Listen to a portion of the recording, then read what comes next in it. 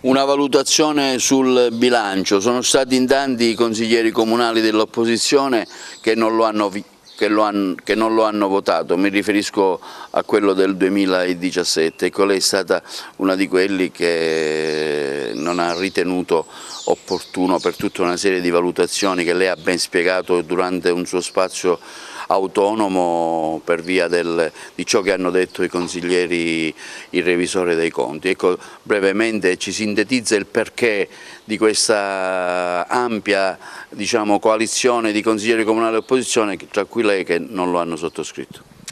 Sono stata tra le più irrequiete in consiglio comunale, ma questo ormai è un qualcosa che mi caratterizza.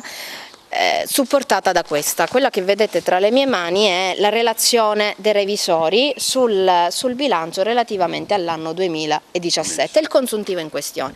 In questa relazione si bacchetta in maniera categorica l'amministrazione Firetto, ma soprattutto gli uffici, che sembrano essere ormai allo sbando sotto un'azione politica che sembra assente nella persona di chi è l'assessore, che qualcuno dimentica, al bilancio, cioè Nello Amele. Quindi Firetto e Amele sono stati bocciati dagli stessi revisori che dovrebbero essere tutela del Consiglio Comunale. Noi parliamo in questa relazione, sarò sintetica, toccherò qualche punto per vedere un attimino di far capire, del superamento dei parametri obiettivo ai fini dell'accertamento della condizione di ente strutturalmente deficitario, cioè noi stiamo superando i parametri nell'assenza più totale di un'amministrazione che tira a campare e che si presenta, almeno questa è la pubblicità che fa, per amministrare Agrigento al prossimo giro, cosa che noi della Lega cercheremo di fermare assolutissimamente, dando un volto fattivo riconosciuto dalla città e che sia armato di buona volontà.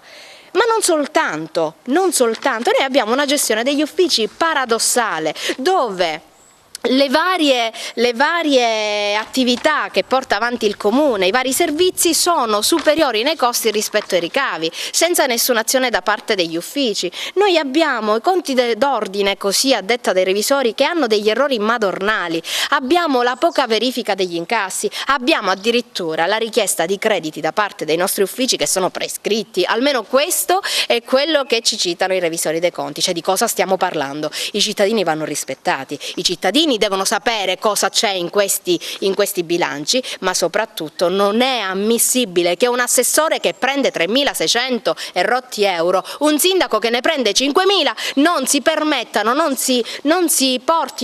portino la propria persona in consiglio per descrivere quello che in realtà è una documentazione fallimentare.